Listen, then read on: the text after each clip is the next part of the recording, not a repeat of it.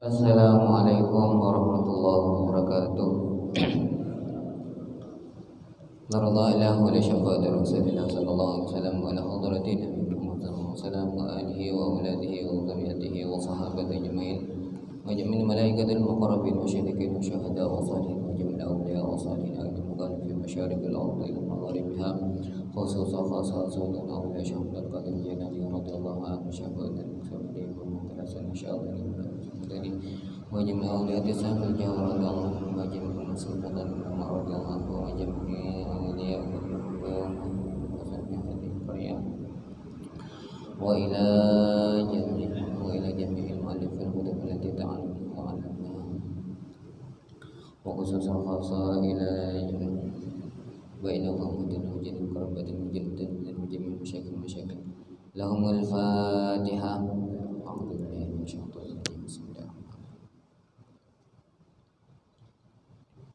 Ya kan aku juga iya kan nasta'in.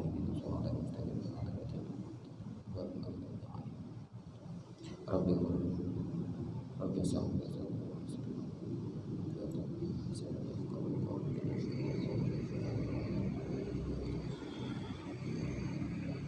Alhamdulillah.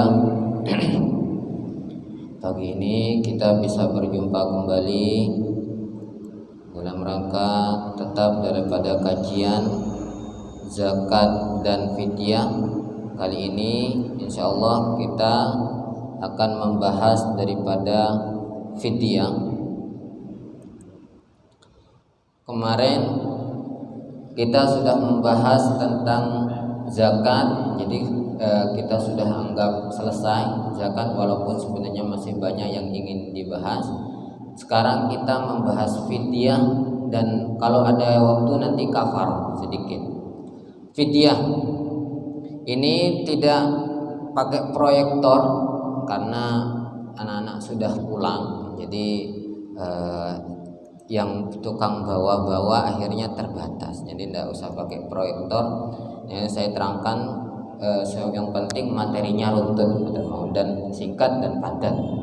Bismillahirrahmanirrahim. Kita membahas sekarang fidyah dan kafarah. Fidyah itu apa? Fidyah itu secara pengertian bahasa hampir mirip. Fidyah dan kafarah itu secara bahasa, secara lughah maksudnya pengertiannya hampir mirip, yaitu artinya tebusan. Fidyah itu dan kafarat mempunyai arti yang hampir mirip, yaitu tebusan atau denda. Itu namanya fidyah atau kafarah. Tapi secara istilah apa? Istilah fidyah itu adalah pengganti dari hal ibadah yang mana sebabnya tidak bisa melakukan. Itu fidyah. Jadi fidyah itu secara bahasa adalah apa? Pengganti dari suatu ibadah yang mana dia tidak bisa melakukan ibadah itu, maka bayar fidyah. Tapi kalau kafarah adalah penutup dari dosa yang pernah ia lakukan atau untuk meringankan dosa tersebut. Jadi bedanya fidyah dengan kafarah secara garis besar adalah kesamaannya adalah sama-sama tebusan atau denda. Bedanya fidyah dan kafarah, pada umumnya fidyah itu sebagai pengganti daripada ibadah yang kita tidak bisa lakukan, fidyah. Tapi kalau kafarah penutup dosa sebab kita melanggar daripada ibadah. Jadi kalau kafarah itu adalah kita bayar kafarah sebab kita melanggar dosa, melanggar daripada ibadah kepada Gusti Allah atau melakukan dosa, itu namanya kafarah. Kemudian selanjutnya fidyah itu banyak macamnya sekali. Banyak seperti kafarah juga banyak. Fidyah itu ada fidyatul asir. Fidyatul asir itu fidyah tawanan. Ada fidyatul shaum, fidyahnya puasa. Ada fidyatus shalah, ada fidyahnya orang salat. Ada fidyahnya orang muhrim, orang ihram. Kalau orang ihram mencukur rambut umpamanya, terjadi sesuatu yang ingin mengharuskan mencukur rambut, akhirnya bayar fidyah. Kemudian ada fidyahnya orang yang sakit dan segala macam, itu nanti ada sendiri. Ada fidyahnya sholat segala macam. Cuma yang akan kita bahas nanti kita tidak mungkin mengambil semuanya, cukup kepada dua, yaitu fidyahnya puasa dan fidyahnya salat. Yang akan kita bahas cuma dua itu. Kafarah juga banyak, cuma yang akan kita bahas karena sekarang kita bulan puasa maka masuk dalam kafarahnya puasa yang dilakukan oleh orang yang melanggar daripada puasa. Pokok pembahasan kita cuma 3 yang akan kita bahas, yaitu fidyahnya puasa, fidyahnya sholat, dan kafarah jima. Nah, tapi sebelum kita membahas dan masuk kepada pembahasan fidyah ataupun kafarah, ini ada hubungannya dengan akar masalah sebelumnya daripada puasa. Dan akar masalah daripada puasa ini disebut dengan syurutul wujub, syarat-syarat wajib daripada puasa. Jadi kalau ibadah apapun itu, ibadah sholat, ibadah puasa, itu nanti ada 2, ada syarat sah, ada syarat wajib. Nah, yang akan kita bahas ini terkait dengan fidyah, maka masuk yang 2, ada syarat wajib. Nah, sekarang puasa itu syarat wajibnya apa? Artinya apa? Kalau orang memenuhi kriteria ini, maka orang tersebut wajib hukumnya berpuasa. Yang pertama adalah apa? Islam, ada 5. Ada taklif, ada itoqah, sihah, dan iqamah, ada 5. Syarat wajibnya orang berpuasa pertama Islam, yang kedua taklif atau mukallaf, yang ketiga itoqah, mampu, yang keempat sehat, yang kelima iqamah. Iqamah itu ada di rumah, tidak bepergian. Jadi kalau orang memenuhi kelima kriteria ini, maka orang tersebut hukumnya wajib berpuasa. Oke, yang pertama kita bahas satu persatu adalah Islam. Syarat wajibnya orang yang berpuasa yang pertama adalah Islam. Fala yukhatab bihil kafir fid dunya, maka itu wa ammal murtad fa yajibu 'alil qada idza raja al-islam taghlidan alaih. Kalau syarat wajibnya orang berpuasa yang pertama Islam, artinya apa? Selain Islam berarti dia tidak wajib berpuasa, kecuali Islamnya Islam mamadhah. Jadi Islam itu ada Islam, kemudian ada Islam fi mamadhah. Islam fi mamadhah itu murtad. Orang murtad itu pada dasarnya tidak sah puasanya karena bukan non muslim, tapi mereka itu mempunyai tanggungan wajib qada. Jadi syaratnya wajib puasa yang pertama harus Islam. Kalau tidak Islam tidak bisa. Kalau umpamanya ada kasus berpuasa, kemudian tengah hari duhur murtad umpamanya keluar dari Islam, maka puasanya tidak sah. Jadi seperti itu. Kemudian selanjutnya syarat wajib puasa yang kedua yaitu mukallaf atau taklif. Syarat wajib orang berpuasa yang kedua adalah taklif atau mukallaf. Apa itu mukallaf? Mukallaf itu minimal ada 2 hal, yaitu baligh dan berakal. Kalau baligh berarti sudah baligh, berarti kalau berakal berarti ya punya akal, dia tidak sakit akalnya. Fala yajibu shaum 'ala shabi wa majnun wa mughma 'alaihi wa sakran. Artinya apa? Kalau orang sobi itu anak kecil, itu berarti tidak wajib puasa. Majnun, orang gila, tidak wajib puasa. Kenapa? Karena akalnya rusak. Mughma 'alaih, orang ayanan ataupun pingsan, itu juga apa? Tidak wajib berpuasa. Orang mendem, orang mabuk umpamanya, itu juga tidak wajib berpuasa. Secara garis besar seperti itu, tanpa harus memperinci. Nanti ada perinciannya. Jadi mukallaf itu apa? Harus baligh dan juga berakal. Berakal itu dalam artian tidak gila, tidak ayanan dan segala macam. Kemudian Kenapa kok sobi? Sobi itu bocah kecil dan juga orang gila ini tidak ditaklif, tidak terkena taklif, tidak terkena tuntutan ibadah. Karena ada dasarnya dikatakan bahwa ada hadis rufi'al qalam anis salasah. Qalam itu, pena itu diangkat dari 3 hal, yaitu majnun al-maghlub ala aqlihi, yaitu orang gila yang tertutup, terkunci akalnya. Jadi orang gila itu tidak kena taklif. Dia melakukan dosa, melakukan amal baik itu tidak terkena taklif. Rufi'al qalam, tidak dicatat. Begitu juga sobi, anak kecil. Anak kecil umpamanya mencuri, anak kecil mencuri. Apa dosa? Tidak berdosa. Karena apa? Belum balik. Karena qalam masih, rufi'al qalam masih diangkat.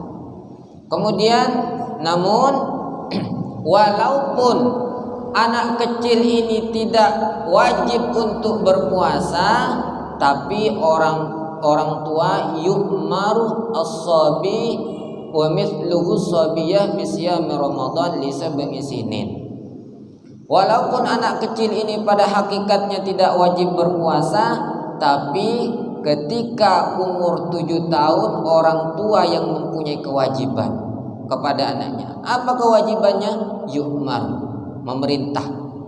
Jadi kalau anak sudah umur 7 tahun, wajib orang tuanya itu, bapaknya atau ibunya untuk memerintah. Ayo poso, belajar poso. Ayo belajar poso ketika umur 7 tahun. Idza ataqahu aw qadra ala siyam. Kalau itu mampu anak kecilnya. Kalau tidak mampu gimana? Ya qadra ala siyam, semampunya. Mampu setengah hari, ya puasa setengah hari. Mampu 1/4 hari, ya puasa 1/4 hari. Yang penting diajari. Tapi wa yudrabu ala tarkihi li ashrin. Tapi kalau sudah berumur 10 tahun, orang tua mempunyai kewajiban lain. Apa? Yaitu memukul. Jadi ketika anak sudah umur 10 tahun, wajib orang tua itu memukul kalau si anak membangkang untuk melakukan ibadah. Tapi mukulnya bukan mukul sembarangan, tapi mukulnya adalah ghairu mubarrih. Kalau dalam kitab itu artinya ghairu mubarrih. Apa ghairu mubarrih? Memukul yang dalam artian tidak menyakiti. Ya dikepuk pelan-pelan atau gimana. Yang penting memukul, tapi memukulnya adalah ghairu mubarrih, tidak menyakiti.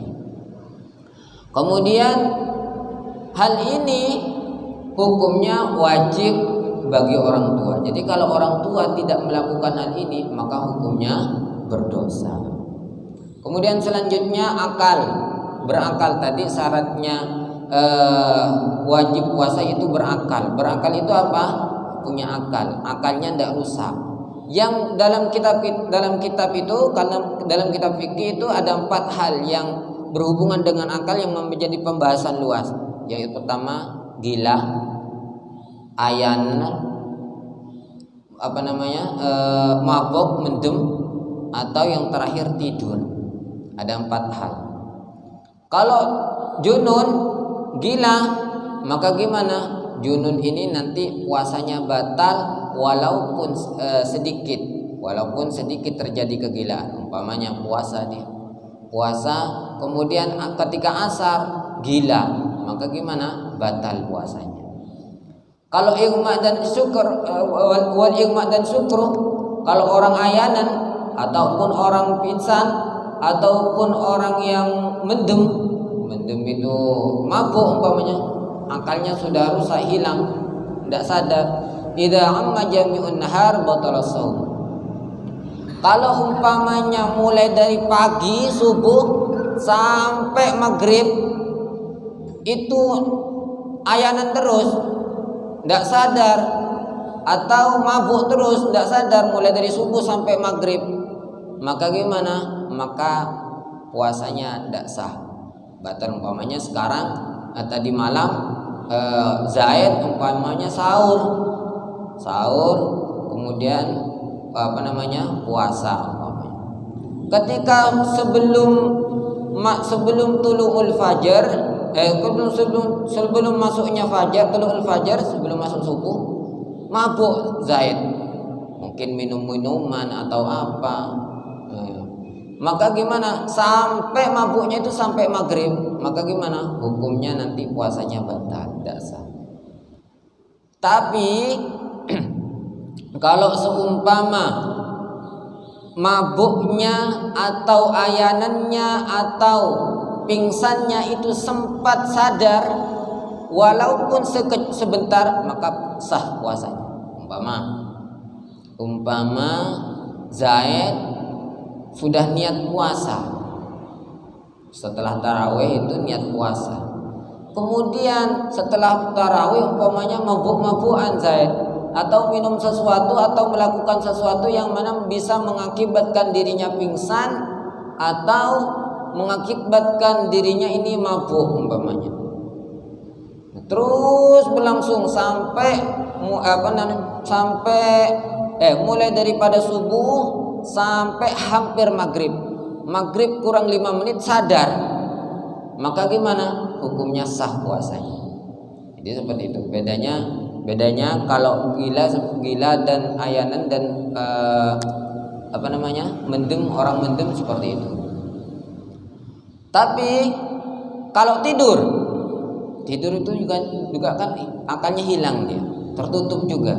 Bagaimana kalau tidur? Wala yadrunum al-mustaghrib li jami'in nahar. Tapi kalau tidur berbeda. Tidur ini walaupun dilakukan sepanjang hari itu tetap sah puasanya. Habis sebelum subuh tidur sampai maghrib tidak bangun-bangun, maka gimana? Sah puasanya. Tapi kalau orang pingsan mulai sebelum subuh sampai maghrib tidak bangun-bangun, tidak sah puasanya. Kalau orang mendem umpamanya mulai dari subuh sampai maghrib tidak sadar-sadar, tidak sah puasanya. Tapi kalau sempat sadar sedikit gitu sebelum menyentuh maghrib, maka sah puasanya, tidak usah diqadha. Jadi seperti itu. Kemudian amal qadha. Nah, sekarang kalau berbicara qadha bagi orang yang igma, yang pingsan ataupun yang mendem dengan disengaja, maka nanti wajib diqadha alal faur. Alal faur itu cepat-cepat. Jadi saat nanti ketika Ramadan ini selesai, nanti ketika Syawal setelah tanggal 1, maka wajib segera diqadha. Tanggal 2, 3 dan seterusnya wajib diqadha, segera diqadha. Kalau umpamanya tidak ada kesengajaan, umpamanya memang wis mendem seperti gitu aja biasa, tidak ada kesengajaan, tidak ada minum obat, tidak ada mabuk-mabuk, tidak ada apa, maka gimana? Maka tetap wajib qadha, tapi alat tarohi. Alat tarohi itu agak mundur, agak telat, tidak masalah, tidak harus cepat-cepat. Bi khilafis shalah la yajibu 'alal qadha illa idza kana mu'addiyan bi igma'ihi. Wajib 'alal majnun inda ta'ati. Tapi kalau salat berbeda dengan puasa. Kalau dalam bab salat, orang yang tidak tersadarkan diri itu sebab menyengaja, maka tetap tidak wajib qadha. Tapi kalau puasa wajib qadha. Kalau orang gilanya sebab disengaja sampai melewati waktu salat, maka wajib qadha. Kemudian syarat wajib yang ketiga daripada salat adalah al-itaqah. Al-itaqah ini artinya mempunyai kemampuan untuk salat, untuk berpuasa. Dia balik, dia berakal, tapi dia tidak itaqah, tidak kuat untuk melaksanakan puasa. Apa wajib dia melakukan puasa? Tidak wajib. Ini kalau itaqah ini ada dua, ada secara hissan, ada syar'an. Secara hissan ini apa? Yaitu orang yang tidak wajib untuk melaksanakan puasa. Contoh umpamanya orang yang sepuh, orang yang sangat tua, ini untuk berpuasa sehari penuh tidak bisa. Maka apa wajib dipaksa? Tidak bisa, ya tidak wajib berpuasa. Contoh juga orang yang sakitnya parah dan secara akal itu tidak bisa diharapkan untuk kesembuhannya, maka orang yang seperti ini apa wajib untuk melaksanakan puasa walaupun dia berakal, walaupun dia balik, tidak wajib untuk melaksanakan puasa. Umpamanya juga secara syarak orang yang haid ataupun orang nifas. Orang yang haid itu ya balik, orang yang haid itu ya berakal. Tapi apa wajib berpuasa? Tidak wajib berpuasa. Kenapa? Karena secara kemampuan dia tidak mampu sebab terhalangnya sesuatu yang tidak mewajibkan untuk berpuasa, yaitu haid itu tadi. Sekarang sehat. Jadi syarat keempat yaitu yang ketiga itu tadi tokoh mampu, yang ketiga sehat. Sehat itu dalam artiannya apa? Tidak sakit. Kalau orang sakit maka gimana? Fala yajibu alal marid, maka hukumnya tidak wajib. Cuma sekarang sakit yang diperbolehkan untuk tidak berpuasa itu sakit yang seperti apa? Apa semua sakit yang boleh tidak untuk melaksanakan puasa? Ya enggak. Ulama mendobitkan, membatasi sakit itu demikian yang boleh berpuasa, sakit yang seperti ini tidak boleh berpuasa. Apa dobitnya? Dobitnya itu adalah dobitnya atau batasannya. Orang sakit yang boleh untuk mokel, yang boleh untuk tidak berpuasa adalah jika sakit itu memenuhi daripada persyaratan daripada mahdhurut tayammum. Apa mahdhurut tayammum? Mahdhurut tayammum itu adalah hal-hal yang diudurkan untuk melaksanakan tayammum. Yang pertama apa? Yukhafu minhul halak.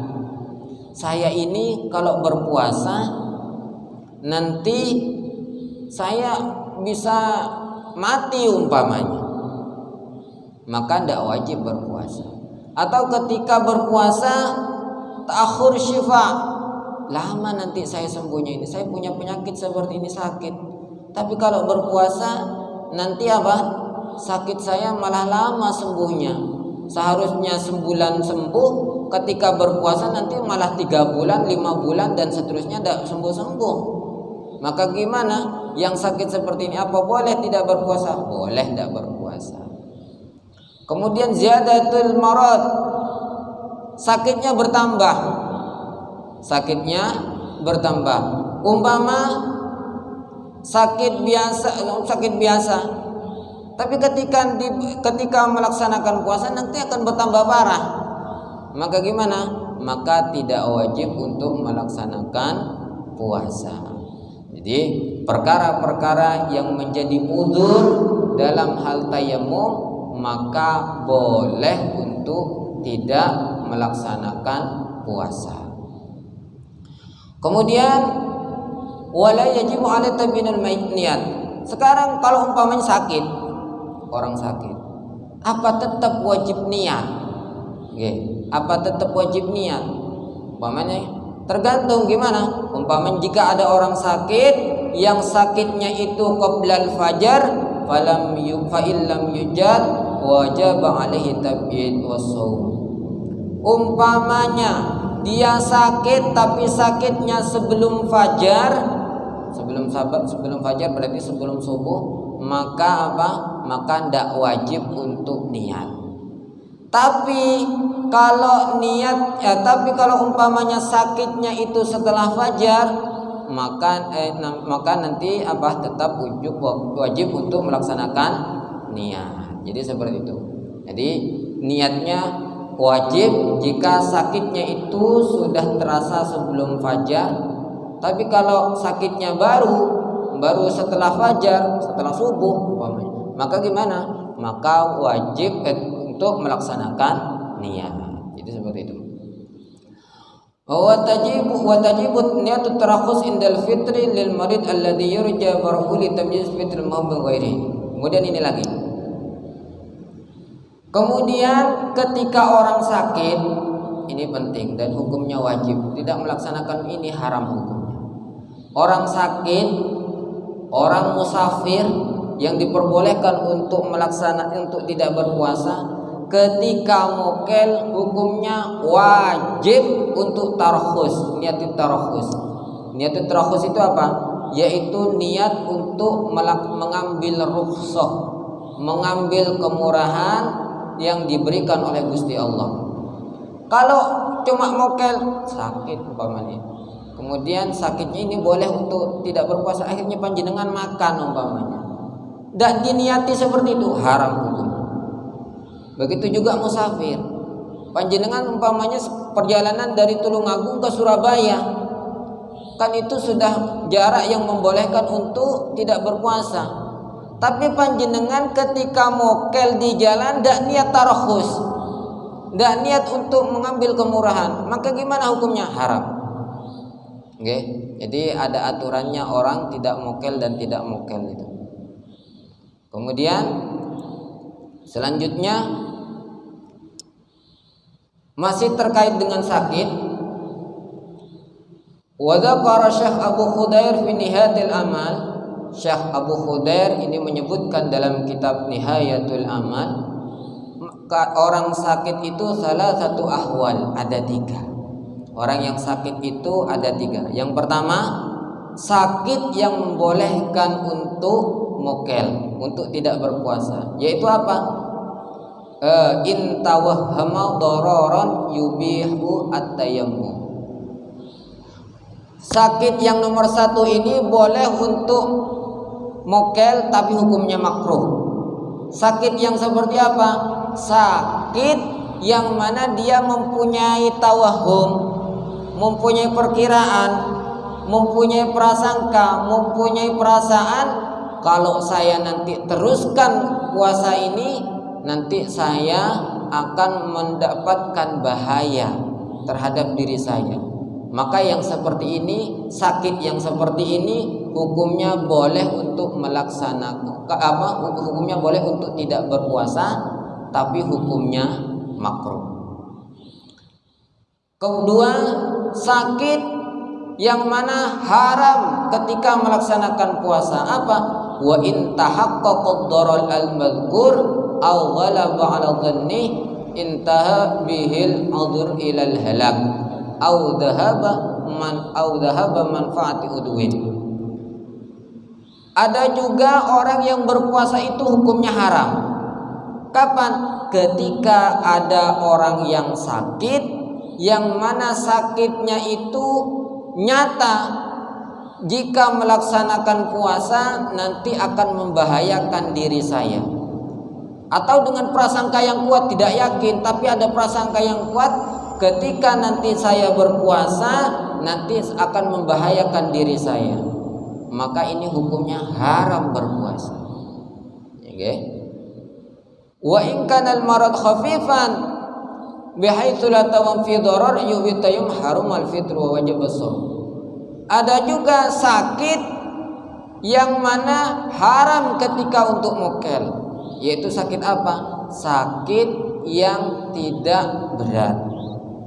Sakit yang tidak berat plus ditambahi tidak ada prasangka yang mana nanti akan terjadi bahaya, yang mana akan berujung kepada kebolehannya untuk tayammum. Nah, sakit yang seperti ini hukumnya haram ketika mokel. Jadi seperti itu. Jadi sakit itu ada 3. Saya ulangi, yaitu sakit yang membolehkan untuk mokel tapi makruh, sakit yang mana haram melaksanakan berpuasa, kemudian sakit yang haram ketika tidak berpuasa. Kemudian ahlul amal al-musyiqqah. Sekarang syarat tadi kan syaratnya berpuasa adalah itokoh, kemampuan atau sehat ataupun tidak sakit. Kalau orang yang bekerja keras gimana hukumnya? Seperti halnya umpamanya apa? Pembajak sawah, panas-panasan di siang hari, terik matahari, atau tukang batu angkat-angkat berat segala macam. Gimana itu hukumnya orang bekerja seperti itu dalam keadaan berpuasa? Nah, maka boleh untuk mokel tapi dengan beberapa syarat. Jadi bekerja keras itu boleh tidak berpuasa tapi dengan beberapa persyaratan. Yang pertama, alla yumkina ta'khirul amal ila Syawal. Pekerjaan itu tidak mungkin untuk diundur sampai bulan Syawal. Jadi umpamanya pekerjaan ini pekerjaan tidak mungkin untuk diundur sampai bulan Syawal. Maka gimana? Boleh untuk mokel. Kedua, ayyata'adzarul amal lailan. Memang pekerjaan itu tidak bisa dilaksanakan di malam hari. Tapi umpamanya bisa dilaksanakan malam hari, maka tidak boleh mokel. Wajib berpuasa, malamnya kerja. Kemudian wa ayyashukka 'alaihi shaum masyaqqatan la tahtimu 'adatan bi an tabita yawmal julus bil fard. Ketika berpuasa, orang tersebut nanti tidak mengalami masyaqqah, kesusahan yang mana kesusahan itu la tahtamilul adah, yang tidak biasa, tidak umum. Jadi ketika panjenengan umpamanya bekerja keras kemudian berpuasa, nanti akan mendapati suatu perkara yang membahayakan dirinya, dan mana ini nanti perkara ini akan membolehkan untuk tayamum, atau yang mana perkara ini nanti membolehkan panjenengan untuk sholat sambil duduk. Itu ukurannya. Kemudian yang selanjutnya ayyan wilailan wasbu shaiman. Harus niat malam hari. Panjenengan sudah terbiasa atau memang sudah tahu, besok saya ini kerjaannya berat, mengangkut batu umpamanya 1 truk umpamanya, kan berat sekali itu dalam bulan puasa, panas-panas. Sudah tahu seperti itu. Kalau saya besok kayaknya tidak kuat untuk berpuasa. Apa boleh tidak niat berpuasa? Wajib niat, tetap wajib niat. Wajib niat kemudian berpuasa. Jadi walaupun itu sudah jelas panjenengan itu nanti akan bekerja keras, tetap wajib niat dan wajib berpuasa. Fala yuftur illa inda wujudil udzur. Maka tidak boleh mukel kecuali nanti setelah menemui udzur. Kalau sudah menemui udzur, sudah kuat lah, mokel tidak masalah. Tapi sebelum seperti itu tidak boleh makan dan minum karena wajib berpuasa. Kemudian wa ayyan mitrakhus bil fitr. Nah ini lagi, wajib ketika umpamanya menemui masyaqqah seperti ini dalam bekerja, wajib ketika mokel niat untuk tarkhus, niat untuk ngambil rukhsah. Sama seperti orang yang sakit, sama seperti orang yang musafir tadi. Wa alla yaqsad dzalikal amal wa taqlim nasil mahid tarakhus bil fitr. Dan memang bekerja itu semata-mata tidak ingin mendapatkan kemurahan berpuasa. Jadi memang tidak dibuat-buat bekerjanya. Memang betul-betul apa-apa yang memang betul-betul berat bekerjanya. Kemudian syaratnya wajib berpuasa lagi yaitu al-iqamah. Al-iqamah itu apa? Al-iqamah itu artinya ada di rumah, bermukim, tidak kemana-mana. Apa berarti kalau orang yang kemana-mana tidak ada di rumah, dalam artian musafir, hukumnya boleh untuk tidak berpuasa. Tapi ada kriterianya. Orang musafir yang seperti apa yang membolehkan untuk tidak berpuasa? Yang pertama, ayyakuna safru safar qasar. Pertama adalah perjalanannya itu adalah perjalanan yang mana jauhnya seperti halnya seseorang yang membolehkan untuk sholat qasar. Jadi ini berbeda ulama. Yang di sini dalam kitab ini disebutkan adalah 82 kilo. Jadi kalau kita sudah berjalan lebih daripada 82 kilo, maka boleh kita untuk tidak berpuasa. Kemudian ayyakuna safru mubahan. Safarnya, perjalanannya adalah perjalanan yang mubah, bukan untuk maksiat, bukan untuk melaksanakan dosa dan segala macam. wa ayyan wi tarkhis inda fitri wa illa harumah. Jadi seperti itu. Jadi hukumnya ketika orang yang berpuasa, ketika orang bermusafir dan ingin mokel, maka wajib niat untuk rukhsah, untuk mengambil niat mengalap kemurahan. Kalau tidak, maka hukumnya haram. Jadi tidak boleh asal berbuka, okay? Kalau panjenengan umpamanya nanti menjadi seorang musafir bepergian yang jauhnya lebih dari 82 kilo, maka ketika mau mokel boleh, monggo silakan, tapi harus tahu caranya. Yaitu apa? Dengan niat tarahus, dengan niat mengalap kemurahan, dengan niat mengambil rukhsah. Tidak diniati seperti ini, haram. Ini yang banyak tidak diketahui. Jadi yang penting kel biasanya. Padahal harus ada niatnya. Kenapa kok ini seperti ini dibutuhkan? Karena apa? Untuk litamyiz, untuk membedakan antara orang yang tidak berpuasa sebab mendapatkan kemurahan, dan orang yang tidak berpuasa sebab tidak mendapatkan kemurahan, sebab taksir, sebab memang dia menyengaja. Kemudian wa ayyakuna sarfu sabiqan 'ala shaum bi an safar qabla al-fajr. Kemudian syarat selanjutnya adalah boleh bagi orang yang berperjalanan untuk tidak berpuasa. Syarat selanjutnya apa? Yaitu safar atau bepergiannya sebelum fajar, sebelum subuh. Jadi artinya apa?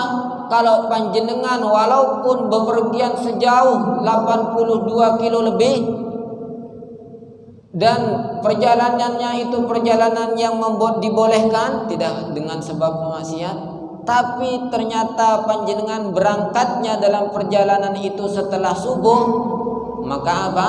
Maka ulama mengatakan tidak boleh untuk mokel, tidak boleh untuk membatalkan puasa. Karena apa? Karena syaratnya yang keempat ini, perjalanannya wajib dimulai apa? Sebelum subuh. Cuma ini ada perbedaan ulama sebenarnya. Menurut Imam Ahmad dan juga menurut daripada Imam Muzanni ini salah satu daripada madhab Syafi'i, itu mengatakan walaupun perjalanannya itu setelah subuh, setelah fajar, tetap boleh untuk melaksanakan apa? Rukhsah, mengambil rukhsah untuk melaksanakan mokel, tidak berpuasa. Dari semua perjalanan itu ada satu yang tidak boleh. Semua musafir ada 4 syarat itu, ada satu yang tidak boleh untuk mokel, tetap harus berpuasa, yaitu adalah mudi musafar. Siapa mudi musafar ini? Mudi musafar itu adalah orang yang selalu melanggengkan dalam perjalanan. Contoh umpamanya tukang bis, sopir bis antar provinsi. Memang kerjaannya seperti itu sopir bis. Perjalanannya ya sebelum subuh wis keluar, jauh lebih dari 82 kilo, dan juga perjalanannya perjalanan mencari nafkah. Perjalanan yang diboleh itu memenuhi syarat itu, memenuhi syarat. Tapi apa boleh mokel bagi orang yang selalu dalam perjalanan? Tidak boleh, tidak boleh. Ini dalam fikih disebut dengan mudi musafar. Kecuali apa? Kecuali ayyak sudah qada'an fi ayyamin akhar fi safarihi. Kecuali memang dia mempunyai tujuan untuk mengkodok di lain hari. Tapi mau dikodok kapan? Uang setiap hari pekerjaannya memang seperti itu. Makanya ulama mengatakan bagi seorang mudi musafar, orang yang selalu melanggengkan perjalanan, tidak boleh untuk tidak berpuasa. Artinya apa?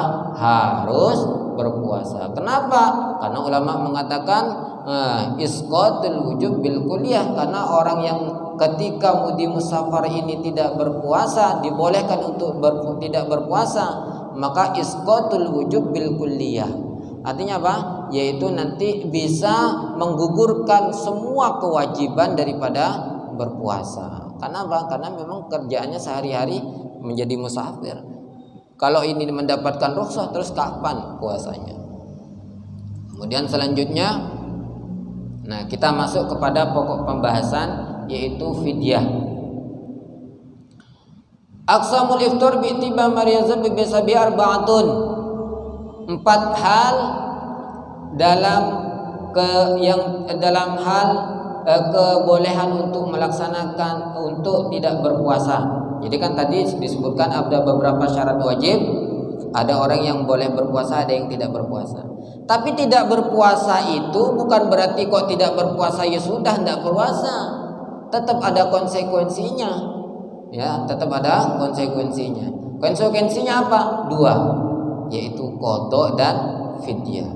Jadi ada orang yang boleh tidak berpuasa. Monggo tidak masalah tidak berpuasa, tapi tetap ada konsekuensinya.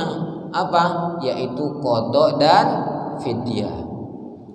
Pertama, terkait qada dan fidyah, yang pertama yaitu seseorang yang wajib untuk melaksanakan qada dan orang yang wajib melaksanakan fidyah, dua-duanya dipakai. Orang itu tidak berpuasa kemudian dikenai 2 kewajiban, qada dan fidyah. Apa? Orang yang tidak berpuasa karena khawatir kepada selain dirinya. Saya balani lagi. Orang yang boleh tidak berpuasa, tapi konsekuensinya adalah 2, yaitu harus qada dan harus bayar fidyah. Apa? Orang yang khawatir kepada selain dirinya. Contohnya seperti apa? Contohnya seperti orang yang hamil. Dia hamil, tapi dia tidak berpuasa. Kenapa kok tidak berpuasa? Nanti saya tidak puasa lah. Kenapa? Saya khawatir kepada janin saya. Nanti sakit, tidak normal, keguguran segala macam, gimana nanti janin saya ini? Eman seperti ini. Maka seorang yang wanita yang seperti ini boleh tidak berpuasa, tapi nanti mempunyai 2 tanggungan, wajib diqada dan wajib bayar fidyah. Atau orang menyusui, atau orang yang menyusui. Wanita menyusui umpamanya, khawatir dia, tapi yang khawatirnya bukan kepada dirinya, tapi khawatir kepada bayinya. Nek saya nanti puasa, saya khawatir bayi saya tidak sehat nanti. Itu tidak usah puasa, tidak usah berpuasa, tidak puasa akhirnya dia. Tapi dia mempunyai kekhawatiran, khawatir kepada anaknya. Nanti kalau umpamanya berpuasa, nanti anaknya pertumbuhannya tidak sehat, segala macam seperti itu. Jadi saya ulangi lagi, jika ada seseorang yang khawatir terhadap selain dirinya, maka wajib qada dan wajib fidyah. Tapi kalau khawatirnya sebab dua-duanya khawatir kepada dirinya sendiri dan juga kepada bayinya, umpama orang yang sedang mengandung, sedang hamil, tidak usah poso lah, tidak poso lah. Aku khawatir saya nanti lemas, sakit, dan bayi saya malah tidak sehat, janin saya tidak sehat. Maka boleh tidak berpuasa seperti itu. Tapi nanti konsekuensinya cuma qada, tidak ada fidyah. Jadi seperti itu, okay? Kemudian orang yang wajib qada dan wajib fidyah, yang salah satunya lagi ada takhirul qada. Takhirul qada itu adalah orang yang mengakhirkan qada Ramadan. Contoh, Zaid tidak berpuasa selama 10 hari di tahun 2002. Ramadan tahun 2002 Zaid tidak berpuasa 10 hari. Tidak berpuasa 10 hari. Kemudian Zaid mulai dari puasa tahun Ramadan 2002 itu sampai ketemu Ramadan 2003 kok tidak dikodok, puasanya tidak dikodok sama Zaid, tetap 10 umpamanya. Pokoknya tidak dikodok lah sama Zaid ini. Maka gimana? Maka kalau orang yang seperti ini, orang yang sampai menyentuh kepada bulan Ramadan selanjutnya, maka wajib bayar fidyah plus wajib dikodok. Paham? Tahun 2002 kan Zaid 10 hari sampai ketemu Ramadan. Maka gimana? Ya sudah, puasa Ramadan dulu, nanti yang 10 hari tahun 2002 itu tetap wajib dikodok dan wajib bayar fidyah sebanyak 10 hari tahun 2002. Jadi seperti itu. Makanya kalau punya hutang itu segera dibayar. Kenapa? Khawatir ketemu bulan Ramadan selanjutnya. Kalau punya hutang segera dikodok. Kenapa? Karena khawatir bertemu kepada bulan Ramadan selanjutnya. Kalau bertemu dengan bulan Ramadan selanjutnya, hutang-hutangnya itu wajib difidyah plus kodok. Ya, jadi seperti itu. Makanya dianjurkan cepat untuk mengkodok, walaupun boleh untuk telat berkodok itu. Kenapa? Karena khawatir nanti akan ketemu kepada bulan Ramadan selanjutnya yang mana nanti mewajibkan untuk bayar fidyah. Kemudian selanjutnya yang kedua, tadi yang pertama apa? Orang yang wajib qada dan wajib fidyah. Yang kedua adalah wajib qada tapi tidak wajib fidyah. Apa? Orang yang lupa niat, orang yang menyengaja tidak puasa, seorang yang musafir, orang yang ayanan umpamanya, orang yang lupa niat umpamanya. Nah, orang-orang yang seperti ini itu tidak wajib bayar fidyah, cuma qada saja. Umpamanya memang dia sebagai seorang musafir, kemudian dia tidak puasa, maka gimana? Boleh tidak? Boleh, tidak masalah, tapi dia wajib qada, tapi tidak wajib bayar fidyah. Kemudian wajib fidyah tapi tidak usah qada. Jadi orang itu boleh tidak berpuasa tanpa qada, tanpa harus mengqada, tapi dengan bayar fidyah saja. Yaitu siapa? Yaitu syekhun kabir, orang yang sangat sepuh. Orang sepuh sekali, mbah-mbah umpamanya. Sangat sepuh. Tidak bisa berpuasa, tidak kuat. Maka gimana? Apa tetap wajib puasa, wajib qada? Tidak. Cukup bayar fidyah. Umpamanya 1 bulan penuh tidak berpuasa, ya sudah bayar fidyah saja sebulan penuh itu. Kan tidak mungkin untuk berpuasa, mau puasa kapan sudah sembuh. Kemudian juga al-marid alladzi la yurja bara'uhu, adalah orang yang sakit yang tidak mungkin kesembuhannya mustahil. Maka orang yang seperti ini tidak wajib puasa dan juga tidak wajib qada, cukup bayar fidyah, saja. Biasanya rata-rata yang seperti ini orang-orang sepuh. Orang-orang sepuh sudah sepuh sekali, untuk berpuasa kayaknya tidak mungkin dan tidak kuat, ya mesane, ya sudah bayar fidyah saja, bayar fidyah. Kemudian ada orang yang tidak wajib qada, tidak wajib fidyah. Enak ge? Ada orang yang tidak wajib qada, tidak wajib fidyah. Siapa itu? Adalah orang yang belum mukallaf, yang tidak kena taklif. Contohnya seperti anak kecil. Anak kecil itu tidak puasa, ya tidak wajib qada, juga tidak wajib bayar fidyah. Orang gila umpamanya juga sama, tidak wajib qada kalau tidak puasa dan juga tidak wajib bayar fidyah. Jadi seperti itu. Kemudian selanjutnya sifat fidyah. Bayar fidyah katanya. Fidyah itu seperti apa toh?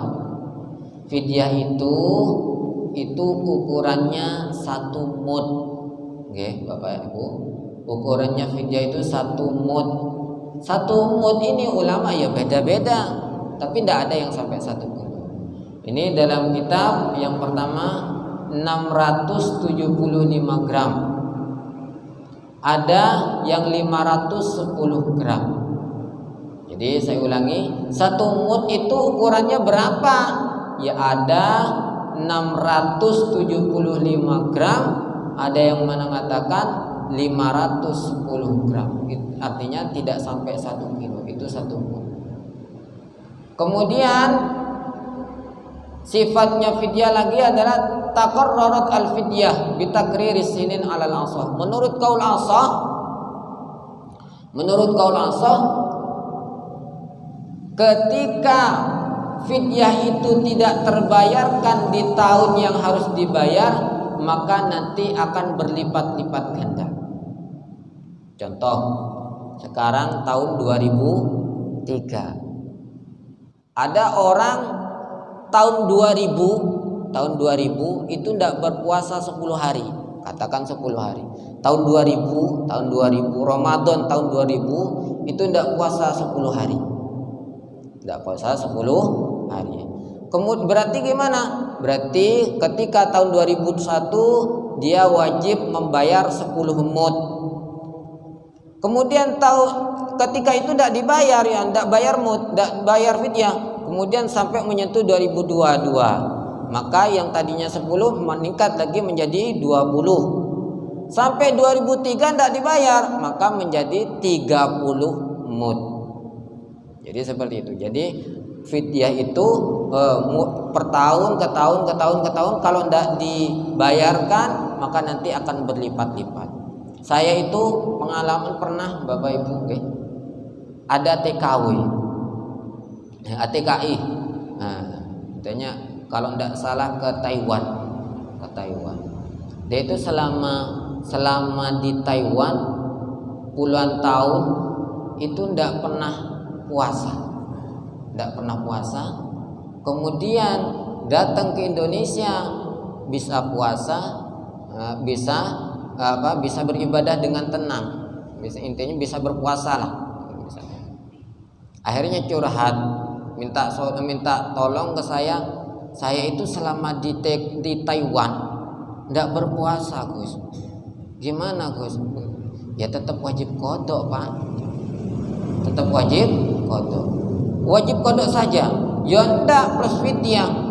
Kalau begitu hitung fidyah saya, Gus. Dihitung. Itu sampai 1 ton lebih. Kenapa? Karena sudah tahunan tidak berpuasa. Dan kelipatan mudnya pun juga berkelipatan setiap tahun, naik karena tidak pernah dibayar. Tapi wallahu alam sekarang dibayar apa tidak, katanya insaf dan mau bayar itu sudah 1 ton lebih. Saya pernah hitung. Ya seperti itu, ya. Kemudian al-fidyah wajibun 'ala tarahi la 'alal faur. Sifatnya ketika dalam membayar fidyah itu wajibnya tarahi. Tarahi itu boleh ngeri, boleh santai. Bayar fidyah itu santai, tidak masalah. Bukan harus cepat-cepat bayar fidyah, tidak. Bahkan umpamanya bayar fidyahnya qabla Ramadan tidak sah. Umpamanya orang sepuh, orang tua, tidak mungkin untuk berpuasa, tidak mungkin. Akhirnya apa? Bayar fidyah. Kemudian oleh anaknya, umpamanya fidyah itu dibayarkan sebulan sebelum Ramadan. Ini umpamanya ke orang miskin, ini fidyahnya ibu saya yang sudah sepuh, karena ya tak bayarkan sekarang, uang juga Ramadan tidak bisa puasa, tak bayarkan sekarang. Padahal belum masuk Ramadan. Gimana fidyahnya? Sah apa enggak? Tidak sah. Kemudian juga la yajuzu ta'jil fidyah yauma qabla dukhuli lailatih wa yajuzu ba'da fajri kulli yaumin aw ba'da ghurubi syamsi fi lailatin kulli yaum. Juga fidyah itu tidak sah ketika dibayarkan sebelum masuk malamnya. Umpama orang sepuh, katakan Zaid ini tidak bisa berpuasa karena sudah sangat tua. Akhirnya bayar fidyah. Nah, sekarang tanggal berapa sekarang ini Ramadan? Tanggal 24 ya, 25. Dengan 25. Berarti besok kan tanggal 26. Tanggal 26. Zaid ini mau bayar fidyahnya untuk puasanya yang tanggal 26. Karena apa? Karena besok kan tidak bisa puasa. Akhirnya fidyahnya dibayarkan sekarang. Ada orang miskin dikasih 1 mud. Apa boleh sah puasanya? Apa sah fidyahnya? Tidak sah. Harus kapan minimal? Minimal harus maghrib. Umpamanya mau besok kan tidak puasa. Bayar fidyahnya kapan? Maghrib nanti malam. Baru sah, baru boleh. Jadi seperti itu. Jadi yang wajib yang bagus kapan? Yang bagus itu adalah nanti menawa nanti digabungkan dengan zakat fitrah. Jadi umpamanya 30 hari tidak berpuasa orang sepuh itu, nah nanti diberikan ketika tanggal 1 Syawal itu boleh. Tanggal 1 Syawal itu nanti digabungkan dengan zakat fitrah. Ini fidyah saya, ini fidyah ibu saya atau mbah saya, kemudian ini zakat fitrah saya, itu boleh seperti itu. Jadi bayar fidyah itu boleh tarakhi, boleh ngeri, boleh telat, boleh, bahkan itu bagus, dan tidak boleh dilakukan sebelum Ramadan, dan juga tidak boleh fidyah itu dilakukan sebelum masuk malamnya di mana dia tidak boleh berpuasa. Kemudian fidyah ini adalah yajibu muddun min ghalibi qutil balad. Fidyah ini wajib daripada makanan pikuatan ataupun makanan pokok. Jadi kalau fidyah dibayar bukan dengan makanan pokok tidak sah. Makanan pokok orang sini berarti apa? Ya sudah, beras. Berarti kalau ada orang sepuh tidak bisa berpuasa, bayarkan fidyah 1 mud, berarti ukuran 675 gram beras, atau pendapat lain 510 gram beras. Jadi 1 hari itu 510 gram, atau 1 hari 675 gram. Jadi beras. Kepada siapa diberikan? Fidyah ini diberikan kepada siapa? Fidyah itu diberikan wa yusrafu illa wahidil minal fuqara wal masakin. Fidyah itu diberikan cuma kepada 2 golongan. Siapa? Orang-orang fakir dan orang-orang miskin. Berbeda dengan zakat. Kalau zakat itu harus 8 kan? Ada 8 golongan. Ada 8 golongan. Kalau fidyah enggak, cuma 2 golongan. Kalau enggak ya orang fakir, ya orang miskin. Cuma itu. Enggak boleh gharib, sabilillah, bukan itu. Itu babnya zakat. Ini bab fidyah beda lagi. Kemudian wa yajuzu sarfu amdadin liwahidin. Boleh memberikan beberapa mud ke 1 orang. Boleh. Umpama mbah kita, mbah atau siapa tidak puasa, akhirnya diberikan fidyah, bayar fidyah 30 hari. 30 hari berarti 30 mud. 30 mud. Berarti 30 mud, katakan 510 gram dikali 30, berapa itu? Berarti intinya kan 30 mud. Apa boleh diberikan ke 1 orang? Boleh. Umpamanya fidyahnya si fulan diblek ke 1 orang selama 30 hari itu boleh. Atau dibagi 2 orang boleh, 3 orang boleh, 4 orang boleh, terserah, tidak masalah. Yang tidak boleh itu ketika 1 mud dipecah menjadi 2 orang atau lebih, tidak boleh. Umpamanya 1 mud. 1 mud itu kan 510 gram atau 675 gram. Kok dibagi 2 orang? Ini fidyah mbah saya 1 mud umpamanya, diberikan ke si A kemudian si B 1 mud. Tidak boleh seperti itu. Ya, cepetan nggih. Kemudian fidyah itu yaitu tadi saya bilangkan boleh beberapa mud diberikan ke 1 orang, itu boleh. Tapi kalau kafaratul jima nanti ada pembahasannya sendiri. Kalau kafarah jima itu tidak boleh memberikan beberapa mud ke 1 orang, tidak boleh. Nah, itu kan harus 60 orang miskin. 60 orang miskin berarti 1 mud, 1 orang miskin 1 mud, 1 mud, 1 mud, 1 mud, 1 mud, 1 mud sampai 60. Begitu kalau kafaratul jima. Kalau fidyahnya orang tidak biasa, boleh semua 30 mud pun diblek nih ke satu orang itu boleh, tidak masalah. Tapi kalau kafaratul jima diblek nih satu orang, boleh tidak? Boleh, harus diberikan satu seperti itu. Kemudian, nah sekarang apa boleh umpama ada orang yang malas bayar fidyah pakai beras, apa boleh Ustaz bayar fidyah itu pakai uang? Boleh, tapi ikut kepada mazhab yang membolehkan. Kenapa? Karena mazhab kita itu tidak boleh bayar fidyah dengan uang, itu tidak boleh. Mazhab Syafi'i itu tidak boleh. Siapa yang membolehkan? Yang membolehkan itu adalah mazhab Hanafi. Karena kalau kita ini ingin bayar fidyah dengan uang, maka wajib hukumnya taklid atau ikut atau pindah kepada mazhab Hanafi. Lantas bagaimana kalau ingin pindah kepada mazhab Hanafi? Maka ukurannya, bendanya atau barangnya juga wajib ikut kepada mazhab Hanafi. Nah, mazhab Hanafi itu seperti apa? Mazhab Hanafi wa akhrajaki man nisbus kalau mazhab Hanafi adalah nisfus sa' bur au sa' tamr al zabib. Kalau mazhab Hanafi bukan makanan pokok, bukan beras.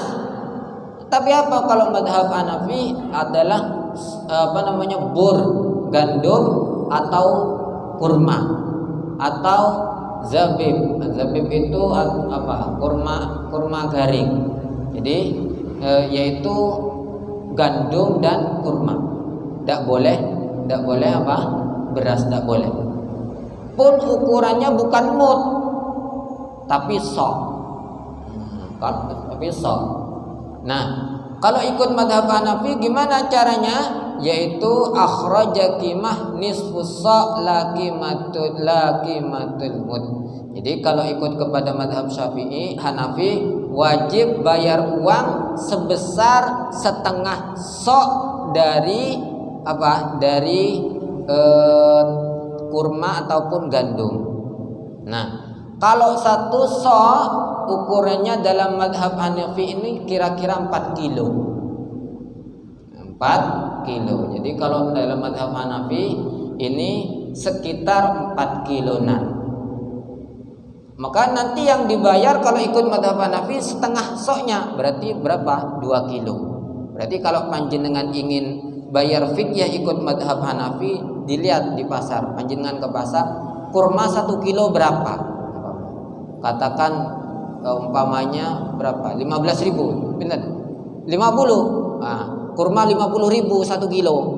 Berarti kalau mau bayar fidyah pakai mazhab Hanafi berarti beli 2 kilo kurma, jadi 100.000. Jadi malah lebih sejahtera lewat ikut mazhab Hanafi. Jadi kalau bayar fidyah dengan mazhab Hanafi boleh tidak? Boleh. Dengan uang boleh tidak? Boleh. Tapi ukuran mazhab Hanafi yaitu 100.000 dengan ukuran 2 kilo kurma. Jadi seperti itu. Kemudian fidyahnya orang yang mati tapi punya utang puasa. Jadi dia umpamanya si fulan ini meninggal dunia, tapi ada sempat tidak puasa dalam Ramadan itu, sempat tidak puasa. Maka gimana nanti hukumnya ini? Maka ada 4 hal terkait hal ini. Pertama, orang meninggal dan tidak berpuasa, tidak puasanya sebab ada udzur.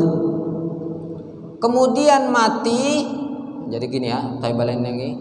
Orang yang tidak berpuasanya sebab adanya udzur. Udzur itu ya seperti sakit, musafir, segala macam. Kemudian mati sebelum sempat untuk mengkodok, tidak ada waktu untuk mengkodok. Katakan sakitnya berkepanjangan umpama. Kemudian mati, maka gimana? Orang yang seperti ini walaupun dia tidak berpuasa, tidak wajib bayar fidyah dan tidak wajib dikodok. tidak punya tanggungan qada dan juga tidak punya tanggungan fidyah. Asal itu tadi, dia itu tidak berpuasa sebab ada udzur dan mati sebelum ada kesempatan untuk mengqada. Ada kesempatan itu ya mungkin sebab adanya udzur juga. Ini tidak dosa dan orang itu tidak wajib membayar fidyah. Kemudian orang yang tidak berpuasa sebab udzur kemudian mati, tapi matinya setelah mempunyai adanya kesempatan untuk mengqada, maka orang yang seperti ini bayar fidyah. Umpamanya ketika bulan Ramadan sakit kan udzur, kemudian ketika Syawal itu sembuh, kemudian santai, santai. Lalu kemudian dilalah beberapa bulan setelah Ramadan yang jauh kemudian meninggal. Maka gimana? Orang seperti ini berdosa dan wajib fidyah. Kemudian yang ketiga adalah orang yang tidak berpuasa tanpa adanya udzur dan mati sebelum ada kesempatan untuk mengqada, maka sama juga bayar fidyah. Yang keempat, orang yang tidak berpuasa sebab tanpa udzur kemudian mati setelah ada kesempatan untuk mengqada, maka gimana? Maka tetap bayar fidyah. Seperti itu. Kemudian masih masalah orang yang mati meninggalkan puasa, sebenarnya ada perbedaan ulama. Umpamanya orang bayar fidyahnya, kalau umpama pilih yang bayar fidyah gimana? Ya sudah, berarti 1 mud per tidak puasanya itu tadi, sama seperti yang awal. Jadi orang yang meninggal kemudian meninggalkan sempat tidak berpuasa dan belum diqada, maka gimana? Yang pertama bayar fidyah. Kenapa? Karena ada hadis man mata ali siyamu syahr falyut'im an. Jadi kalau barang siapa yang mati kemudian tidak sempat untuk mengqada puasanya, maka bayarkan fidyah. Ada juga yang dibayar dengan puasa. Bayar dengan puasa. Siapa orang meninggal kok dibayar dengan puasa? Berarti walinya atau ahli warisnya, atau bukan ahli waris, siapapun ajnabi yang mana boleh ataupun mendapatkan izin daripada kerabatnya, boleh. Umpama fulan itu sakit, atau katakan fulan ini tidak berpuasa di bulan Ramadan, berapa hari, 10 hari lah umpamanya, atau sampai 30 hari umpamanya. Ketika bulan Syawal dan seterusnya umpamanya tidak sempat qada, atau memang tidak mengqada, kemudian meninggal, maka gimana? Maka orang yang seperti ini punya tanggungan puasa Ramadan 30 hari. Nah, ketika seperti ini maka tinggal milih 30 hari tanggungan fulan ini mau difidyahkan apa mau dipuasakan. Ada yang mengatakan boleh fidyah, berarti 1 mud, 1 hari 1 mud. Kalau berpuasa ya sudah diqada puasa. Nah, contoh umpamanya kalau diqada puasa gimana? Nawaitu shauma ghadat liqada'i fulan. Saya niat berpuasa untuk mengqada puasanya si fulan, boleh. Bahkan dikatakan di sini kalau umpamanya 30 hari, si fulan itu 30 hari tidak berpuasa. Kemudian ada 30 orang yang berpuasa 1 hari untuk mengqada si fulan itu, maka langsung selesai hutangnya si fulan itu, boleh seperti itu. Kemudian tadi ada orang yang ada orang mati meninggalkan puasa. Sekarang ada orang mati meninggalkan sholat, punya utang sholat. Maka gimana kalau seperti ini? Juga ada perbedaan ulama. Pertama, ada orang umpamanya mati sempat beberapa hari tidak sholat, maka gimana ini? Maka pendapat ulama mengatakan ya tidak usah diqada, ya tidak usah difidyah, tidak usah dibayar fidyah, tidak usah diqada.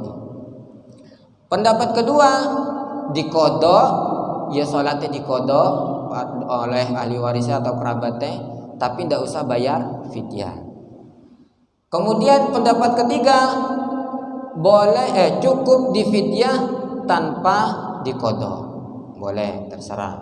Jadi tapi yang banyak seperti halnya Imam Subki ini yang nomor 2. Jadi kalau ada orang meninggal kemudian sempat tidak sholat, mungkin karena sakit atau karena lihurmatil waqti ada di rumah sakit, akhirnya tidak bisa untuk melaksanakan sholat, kemudian ketika pulang umpamanya kemudian meninggal, berarti ada beberapa hari tidak sholat, maka Imam Subki lebih memilih yang kedua, dikodok saja oleh kerabatnya, seperti itu.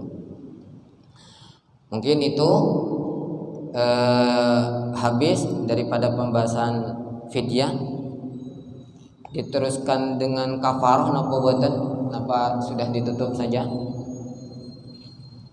Teruskan kafarah nggih, sedikit mawon. Kafarah niki, kafarah jima itu adalah berdosa, sedikit kalau singkat. Jadi orang yang membayar jadi orang yang berjima di hari bulan Ramadan, di siang hari bulan Ramadan, itu nanti akan terkena kafarah jima. Hukumnya berat dan berdosa.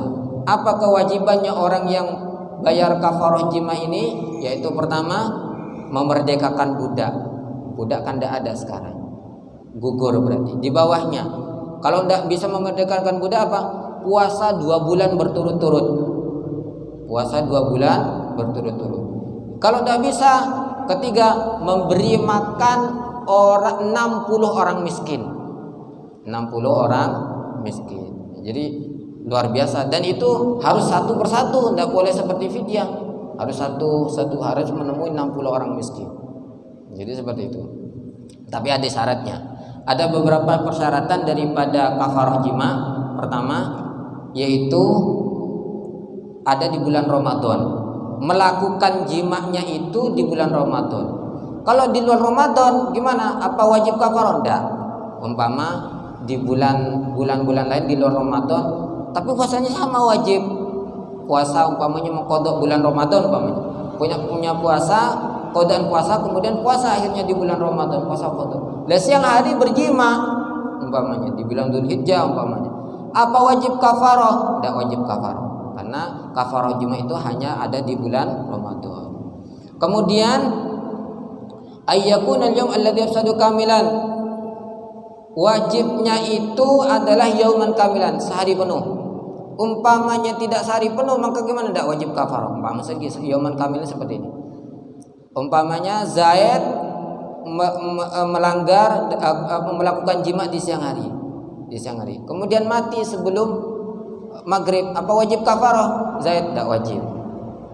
Kemudian selanjutnya ifsaduhu bil jima, merusaknya puasa itu dengan jima. Jadi merusaknya puasa itu dengan jima. Tapi kalau tidak merusaknya puasa itu dengan selain daripada jima, maka tidak wajib kafarah. Contoh umpamanya minum dulu atau makan dulu, minum dulu, kemudian jima, itu tidak wajib kafarah. Yang wajib kafarah itu ketika membatalkannya dengan langsung jima. Kemudian lagi yaitu ayyakuna jima taman. Jimanya itu jima yang sempurna. Artinya apa? Hasafahnya langsung, hasafahnya masuk. Tapi kalau hasafahnya tidak masuk, bukan disebut dengan jima. Kemudian berdosanya sebab dosa jima, bukan sebab dosa yang lain. Contoh umpamanya begini, Zaid itu boleh untuk tidak melakukan puasa sebab safar umpamanya, safar tawil, perjalanan ke sini ke Jakarta umpamanya. Di tengah perjalanan bersama istrinya jima di siang Ramadan, maka gimana? Apa Zaid ini wajib kafarah jima? Enggak. Kenapa? Karena Zaid ini dalam keadaan diperbolehkan untuk melaksanakan, untuk tidak berpuasa. Kemudian selanjutnya ya, sudah cukup seperti itu. Jadi ada beberapa persyaratan daripada kafarah jima. Mungkin itu ada pertanyaan daripada fidyah dan kafarah. Kalau tidak ada, saya tutup. Ini kurang 2 menit lagi untuk duha. Ada pertanyaan Pak Syafudin? Dan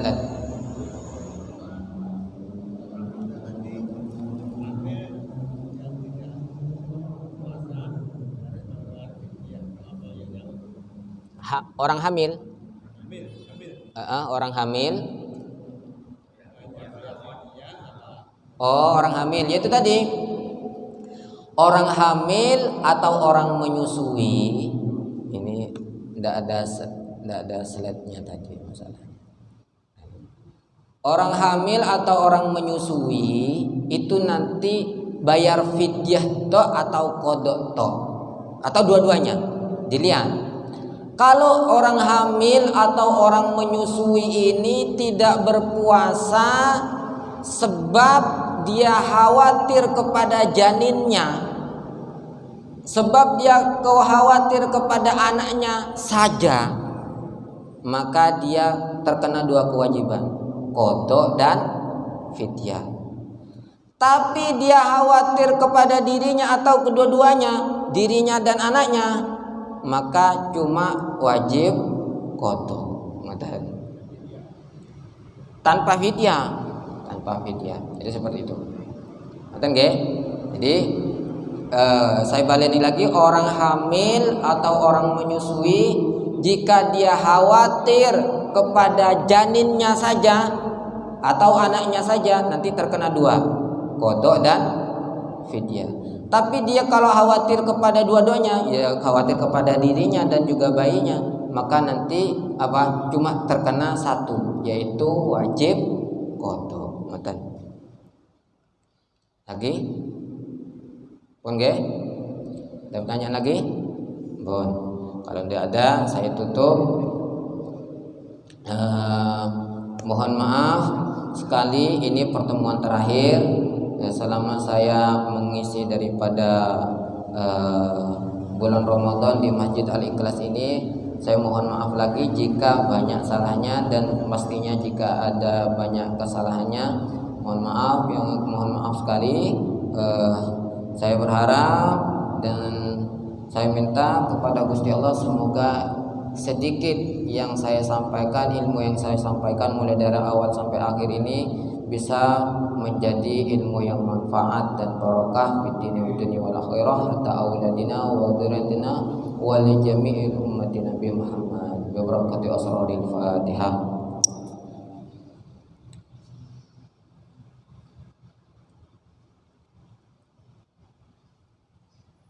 مولاي صل وسلم دائما أبدا على حبيبك خير الخلق كلهم هو الحبيب الذي أدعو لكل هول من الأموال مقتهم يا ربي بالمصطفى بلغ مقاصدنا واغفر لنا